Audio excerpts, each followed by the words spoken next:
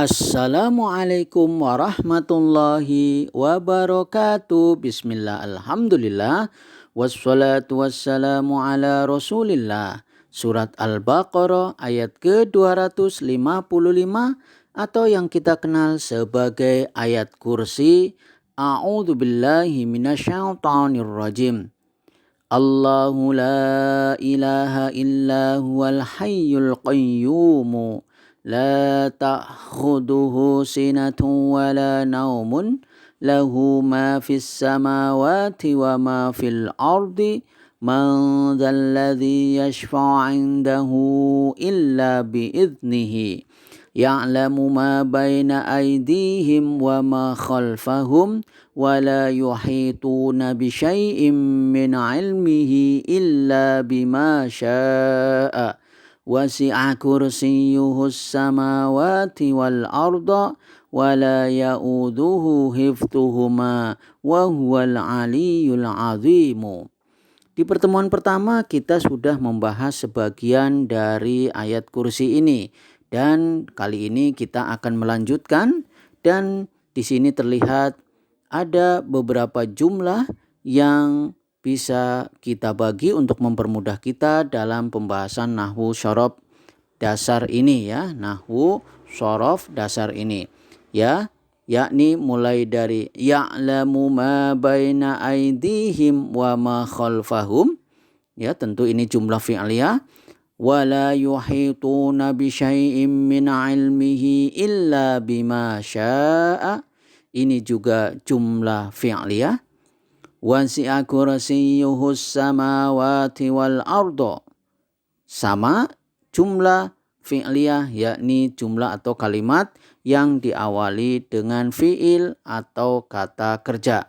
Sama juga dengan wala ya'uduhu hifdhuhuma, dan yang terakhir adalah jumlah ismiyah, jumlah atau kalimat yang diawali dengan isim atau kata benda, yakni wa huwal aliyul azimu. Baiklah, kita mulai dari jumlah yang pertama, ya'lamu ma baina aydihim wa ma khalfahum. Allah mengetahui apa-apa yang di hadapan mereka dan di belakang mereka. Tentu kita mengingat bahwa ketika berbicara tentang jumlah fi'liyah, jumlah atau kalimat yang diawali dengan fi'il kata kerja ini, maka kita mengingat setidaknya ada 2 bahkan bisa 3 komponen ya. Ada fi'il kata kerja, ada fa'il pelaku sesuatu atau orang yang mengerjakan atau zat yang mengerjakan aktivitas itu, dan juga kadang ya ketika jumlahnya fiilnya adalah fiil muta'addi, maka dia memerlukan objeknya ya, memerlukan objek yang kita kenal sebagai maf'ul bih. Maka di situ terlihat ya'lamu tentu mengandung fiil fa'il, dan maf'ul bih atau objeknya adalah kalimat setelahnya ya, sebagaimana tadi sampaikan ya'lamu artinya Allah mengetahui ya, dia mengetahui ya, dia di sini tentu Allah Ta'ala. Ya'lamu merupakan fi'il mudhari, dia kata kerja yang sedang berlangsung atau akan berlangsung. Cirinya adalah ada huruf mudhari'ah berupa ya di sana, sekali lagi menjadikan ini sebagai tanda fi'il mudhari ya, dan dia marfu, tanda rafa'nya adalah dhamma karena tajarud sepi dari amil jazm maupun amil nasib ya, faktor-faktor yang menjazmkan maupun yang menasobkan. Maka di sini dhamma di bagian akhirnya. Dan kita tahu bahwa ya'lamu tentu ada ya, fa'ilnya adalah dhamir mustatir, takdirnya adalah huwa, dia kembali kepada, dalam hal ini pembahasan kita ingat Allah, maka Allah mengetahui. Mengetahui apa? Di sini ada ma ya, ma itu artinya yang atau apa-apa yang ya. Di sini ma merupakan isim mausul, dia ya sebagai isim mausul yang tentu saja dia tidak bisa dimaknai atau dipahami secara sempurna ketika dia tidak dilengkapi dengan silah mausulnya, ya. Jadi di sini Allah mengetahui apa-apa yang ma di sini sebagai isim mausul berkedudukan sebagai maf'ul bih atau objeknya. Hanya saja ma tentu membutuhkan anak kalimat atau yang kita kenal sebagai silah mausul. Maka silah mausulnya adalah di sini tidak terlihat, justru yang terlihat adalah dzaraf baina aidihim. Baina aidihim, di antara tangan atau di hadapan mereka, ya, di antara tangan mereka, dalam hal ini diterjemahkan di hadapan mereka. Baina tentu kita ingat ini adalah dzaraf, kata keterangan, ya, kata keterangan dalam hal ini kata keterangan tempat yang kita kenal sebagai dzaraf makan, ya. Dan aidihim tentu saja, ya, dimaknai sebagai mudhofun ilaih, ya. Di sini tentu saja aidihim sebagai mudhof ilaih, majrur tentu saja wajib majrur. Majrur tanda jarnya adalah dengan kasrah yang diperkirakan atas ya, ya. Di sini atas ya, hanya diperkirakan saja. Sedangkan alha yang kita baca him juga sebagai mudhofun ilaih, karena aidi pada saat yang sama dia sebagai mudhofun ilaih dari baina, ya, di antara atau di hadapan, di antara tangan, di antara tangannya, kedua tangan ini. Kemudian dia juga sebagai mudhof karena aidihim di antara kedua tangan mereka itu juga merupakan sebuah susunan idhofah. Maka aidi sebagai mudhof, alha sebagai mudhofun ilaih. Nah, tadi pertanyaannya, ya, ketika ada isim mausul maka sejatinya ada silah mausul. Tetapi di sini yang muncul justru bukan silah mausul, tetapi yang muncul adalah dzaraf, masuk dalam syibhul jumlah.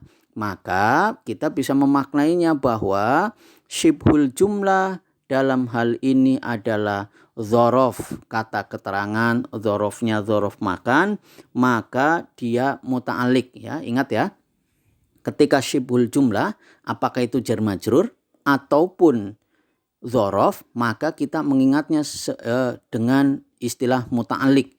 Dia memiliki keterkaitan makna, dan dalam hal ini kita tentu bisa menebak, ya, keterkaitan maknanya adalah dengan silah mausul yang tidak dimunculkan, atau silah mausulnya kan tidak ada.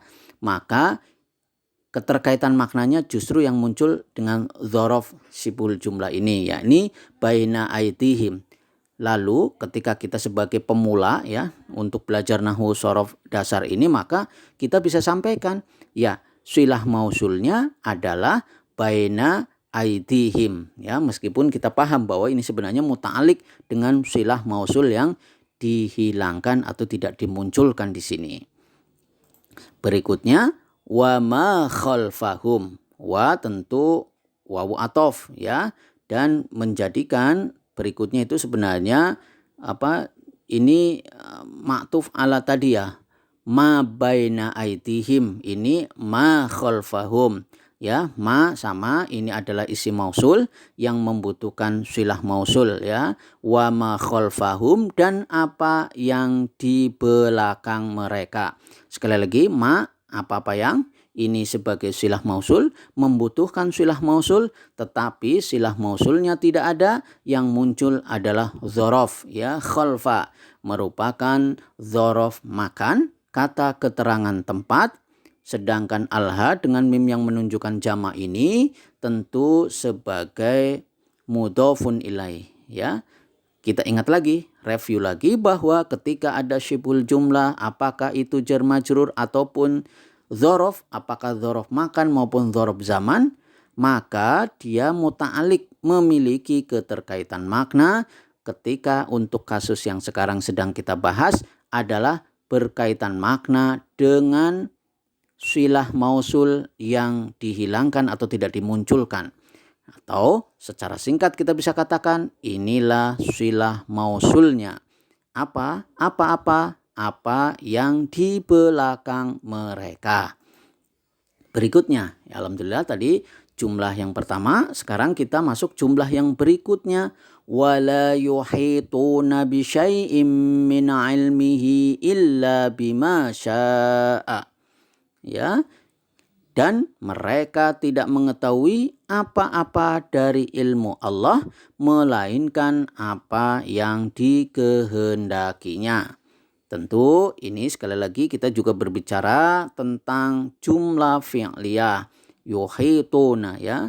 Tentu kita paham tidak ada jumlah harfiah ya, jumlah hurufiah ya, tapi adanya ismiyah dan fi'liyah. Jadi di sini yang diperhatikan bukan hurufnya tetapi fi'il atau isimnya. Maka di sini yuhituna menunjukkan bahwa ini adalah jumlah fi'liyah yang diawali dengan fi'il atau kata kerja.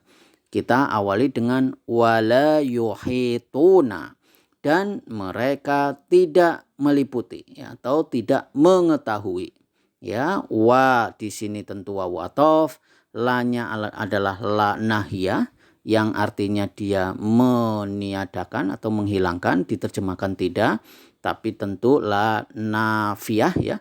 La nafiyah ini tentu dia tidak beramal sebagaimana la nahiyah ya, sehingga yuhituna dia merupakan fi'il mudhari ya, diawali dengan huruf mudhara'ah berupa ya di sana, dan dia marfu, tanda rofanya adalah thubutun nun dengan tetapnya nun di situ, dan wawu di sini ada wawu jamak ya atau wawu jamaah menunjukkan sebagai fa'il atau pelakunya, sehingga diterjemahkan ini mereka ya. Tentu akan kita ketahui bagaimana terbentuknya yuhituna ini setelah kita mentasrif ya, mentasrif yuhituna. Sebagaimana tadi sampaikan, yuhituna merupakan fi'il mudhari. Dia kata kerja yang sedang berlangsung atau akan berlangsung. Dengan wawu di sini sebagai fa'il, tentu kita bisa memperkirakan, nah sudah di dalam kotak ya, kita kotakin di situ dengan hum. Tetapi kita juga bisa mentasrif dulu nih, mentasrif secara istilahi dan kemudian secara lughawi. Secara istilahi dari fi'il madhi, fi'il mudhari, masdar, fa'il, maf'ul, fi'il amr maupun fi'il nahyinya. Dari ahata, yuhitu, ihatotan, muhitun, muhatun, ahit, la tuhitu. Dan kita juga bisa mentasrif secara lughawi dari huwa huma hum, hiya huma hunna, anta antuma antum, anti antuma antunna, ana nahnu, yuhitu yuhita, yuhitani yuhituna. Ya, ini masih belum diperbaiki ya. Ya, mohon maaf. Jadi yuhitu, yuhitani, yuhituna, tuhitu, tuhitani, yuhituna, tuhitu, tuhitani, tuhituna, tuhitina, tuhitani, tuhitna, uhitu, nuhitu. Ya, ternyata banyak yang belum diisi ya, tetapi di sini kita paham bahwa yuhituna di sini ya, dari huwa huma hum, yuhitu, yuhitani, yuhituna. Nah, inilah yuhituna, di mana dia sebagai fi'il mudhari dengan fa'il pelakunya ada terlihat wawu jamak di sana. Kita tahu bahwa ini berkaitan dengan hum atau mereka, orang yang banyak. Berikutnya adalah bisyai'in, sesuatu atau apa-apa ya, bisyai'in, sesuatu. Ini tentu susunan jar majrur juga, terdiri dari bi dan syai'in yang merupakan isim yang majrur karena didahului oleh bi, dan dia muta'alliq, memiliki keterkaitan makna dengan yuhituna ya. Dia tidak mengetahui apa-apa, tidak mengetahui sesuatu. Min ilmihi, dari ilmunya, ilmu Allah Ta'ala. Ini juga kita ketemu lagi dengan susunan syibul jumlah, dalam hal ini adalah jar majrur. Min sebagai huruf jar dan ilmihi ya merupakan ini susunan idhofah terdiri dari ilmi. Dia adalah isim yang majrur karena didahului oleh min, dan ilmi ini sebagai mudhof, sedangkan alha ini sebagai mudhofun ilaih. dari ilmu. Ilmunya siapa? Ilmu dia. Dia siapa? Allah Ta'ala. Dan di sini min ilmihi merupakan siful jumlah, dia muta'alik, memiliki keterkaitan makna dengan sifatnya syai'in yang tidak dimunculkan. Berikutnya adalah illa, melainkan atau kecuali. Ya, ini adalah berbicara tentang istisna, ya, adatul istisna, huruf istisna, illa, atau kadang kita menyebutnya sebagai adatul hasr, ya, yang membatasi, ya, illa, kecuali. Tentu setelah illa ada mustasnanya. Mustasnanya adalah berupa syibhul jumlah, bima sya'a, dengan apa yang dikehendakinya. Kalau berbicara syibhul jumlah dalam hal ini adalah susunan jar majrur, tentu muta'alik, ya, dia memiliki keterkaitan makna dalam hal ini dengan badal atau pengganti dari syai'in, sesuatu itu, ya. Sehingga di sini ada ma sebagai isim mausul, tentu sya'a sebagai silah mausulnya. Dengan apa? Dengan apa-apa yang dikehendakinya berkaitan dengan syai'in, sesuatu itu.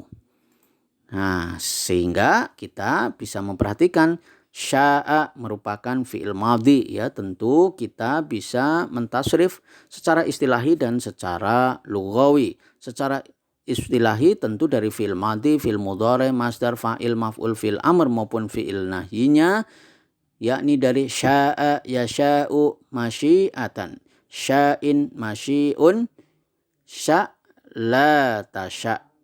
Dan kita juga bisa mentasrif secara lughawi dari huwa huma hum, hiya huma hunna, anta antuma antum, anti antuma antunna, ana nahnu, sya'a sya'a sya'u, sya'at sya'ata, syi'na syi'ta syi'tuma syi'tum, syi'ti syi'tuma syi'tunna, syi'tu syi'na, ya. Sya'a tentu fi'il madhi dengan fa'il dhamir mustatir, takdirnya adalah huwa. Dan kita tahu huwa itu adalah, ya, dari ilmu Allah yang dikehendakinya, tentu huwanya adalah Allah Ta'ala, ya, tadi, ya. Berikutnya adalah wasi'a kursiyyuhus samawati wal ard. Kursi Allah Ta'ala meliputi langit dan bumi. Ya, ini wasi'a, tentu ini merupakan apa? Merupakan fi'il madhi, kata kerja yang lampau, diterjemahkan meliputi, ya. Meliputi, telah meliputi, telah menjangkau, telah menguasai, ya, meliputi. Wasi'a dalam hal ini meliputi, wasi'a ini sebagai fi'il madhi dengan fa'il atau pelakunya, ya, di sini tentu berkaitan dengan apa? Dengan huwa. Huwanya siapa? Adalah kursiyyu. Ya, kursiyyu ini kita maknai sebagai fa'il atau pelakunya, ya, sehingga di sini terlihat kursiyyu, ya, hu dalam hal ini adalah kursiyuhu, kursinya dia, kursinya Allah Ta'ala itu sebagai fa'il atau pelakunya, maka posisinya di sini posisinya di depan, kursi Allah Ta'ala. Wasi'a meliputi, ya, maka as-samawati wal arda ini sebagai maf'ul bih atau objek, ya, meliputi, luas atau meluas, ya, meliputi, meluasi, menjangkau, ya, mencapai dan lain sebagainya, hal-hal seperti itu yang berkaitan dengan wasi'a, ya, meskipun secara maknanya kan meluas, ya, luas, ya. Jadi as-samawati wal arda ini sebagai maf'ul bih, ya, wanya wawu atof, al ardo tentu ma'tuf ala as-samawati, pertanyaannya menarik ya. Kenapa al-ardo harokat akhirnya adalah fathah, sedangkan as-samawati harokat akhirnya adalah kasroh. Padahal dia dihubungkan dengan wawu atof yang maknanya tentu dia tabi. Al-ardo ini tabi, dia ngikut dengan as-samawati. Lalu kenapa terjadi perbedaan antara as-samawati dengan wal ardo? Ya, padahal yang kita tahu dia sama-sama sebagai maf'ul bih. As-samawati maf'ul bih karena kedudukannya, sedangkan al-ardo dia mansub karena dia maktuf ala as-samawati. Maka penjelasannya seperti ini. Kenapa as-samawati ketika dalam keadaan mansub tanda nasabnya ya, ingat ya, maf'ul bih itu kan masuk dalam mansubatul asma ya, isim yang mansub. Ya, tentu secara umum tanda nasabnya adalah fathah, tetapi kenapa ini harokatnya adalah kasroh? Karena ingat nih, pola dari as-samawati ini polanya ya mulhaq jamak muannas salim ya. Ini polanya mirip mengikuti pola jamak muannas salim yang ketika dalam keadaan mansub tanda nasabnya bukan fathah tetapi kasroh. Ya, ingat, ketika ada hal-hal khusus ya, secara umum memang ketika kita berbicara tentang mansub atau tanda nasab itu biasanya fathah, tetapi khusus untuk jamak muannas salim ya, kebetulan as-samawati ini mulhaq, polanya mengikuti jamak muannas salim, maka ketika dalam keadaan mansub tanda nasabnya adalah kasroh. Sedangkan al-ardo tentu ini mengikuti kaidah yang umum atau kaidah aslinya, di mana wal ardo dia tentu mansub, tanda nasabnya adalah fathah di sana. Alhamdulillah, mudah-mudahan menjadi perhatian kita bersama. Nah, sekali lagi kita melihat wasi'a sebagai fi'il madhi ya, artinya telah luas, telah meliputi, telah menjangkau. Wasi'a sebagai fi'il madhi tentu kita bisa mentasrif secara istilahi dan secara lughawi. Secara istilahi dari fi'il madhi, fi'il mudhari, masdar, fa'il, maf'ul, fi'il amr maupun fi'il nahyinya. Dari wasi'a yasa'u sa'atan, wasi'un mausu'un la tasa. Dan kita juga bisa mentasrif secara lughawi dari huwa huma hum hiya huma hunna anta antuma antum anti antuma antunna ana nahnu. Maka wasi'a wasi'u wasi'at wasi'ata wasi'na wasi'ata wasi'tuma wasi'tum wasi'ati wasi'tuma wasi'tunna wasi'tu wasi'na. Wasi'a merupakan fi'il madhi dengan fa'il, pelakunya dhamir mustatir, takdirnya adalah huwa, yang dimana huwa tersebut kemudian secara zahir disebutkan kursiyuhu, kursi Allah Ta'ala. Wasi'a kursiyuhu samawati wal ardo, kursi Allah Ta'ala meliputi, meluasi langit dan bumi ya. Wasi'a di sini fi'il madhi dengan fa'il pelakunya terkait huwa, huwanya adalah kursiyuhu. As-samawati wal ardi wal ardo ya, as-samawati wal ardo ini sebagai maf'ul bih atau objeknya. Berikutnya adalah wala ya'uduhu hifdzuhuma, dan Allah tidak merasa berat memelihara keduanya ya. Ini sama ya, kita ini wawunya di sini sebagai wawu athof melanjutkan yang sebelumnya. La-nya adalah la nafiyah, ya'udu ya merupakan fi'il mudhari, dia kata kerja yang sedang berlangsung atau akan berlangsung ya, dengan ha di situ ya sebagai maf'ul bih. La ya'uduhu hifdzuhuma ya, dan Allah tidak merasa berat hifdzu ya, menjaga keduanya. Menjaga keduanya adalah menjaga tadi apa-apa yang ada di langit dan di bumi. Berikutnya adalah wa huwal aliyul azimu.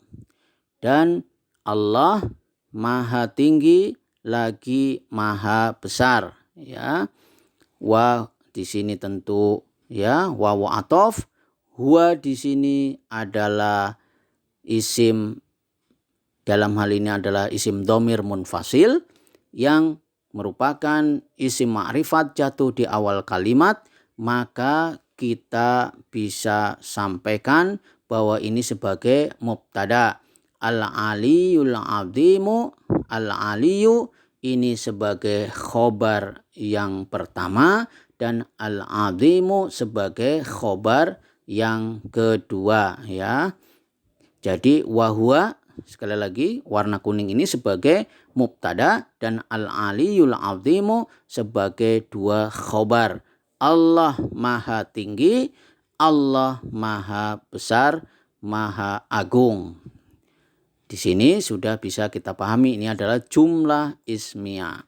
Maka alhamdulillah sudah kita selesaikan semua ayat kursi, ayat 255 dari surat Al-Baqarah, di mana Allahu la ilaha illa huwal hayyul qayyum la ta'khuduhu sinatun wa la naumun lahu ma fis samawati wa ma fil ardi man dzalladzi yashfa'u 'indahu illa bi'idnihi ya'lamu ma baina aydihim wa ma khalfahum wa la yuhituna bi syai'in min 'ilmihi illa bima syaa wasi'a kursiyyuhus samawati wal arda wa la ya'uduhu hifdhuhuma wa huwal 'aliyyul 'azim.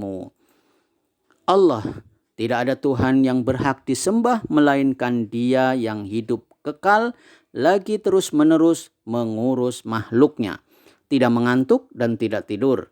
Kepunyaan apa yang di langit dan di bumi.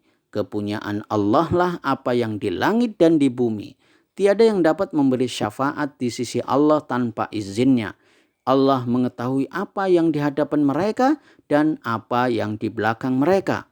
Dan mereka tidak mengetahui apa-apa dari ilmu Allah, melainkan apa yang dikehendakinya. Kursi Allah meliputi langit dan bumi, dan Allah tidak merasa berat memelihara keduanya, dan Allah maha tinggi lagi maha besar. Semoga ayat kursi ini memberikan pemahaman tentang ketauhidan, tentang ketuhanan yang menjadi dasar dalam kehidupan kita. Semoga Allah memberikan rahmatnya kepada kita. Subhanakallahumma wa bihamdika asyhadu an la ilaha illa anta wastaghfiruka wa atubu ilaik. Wassalamualaikum warahmatullahi wabarakatuh.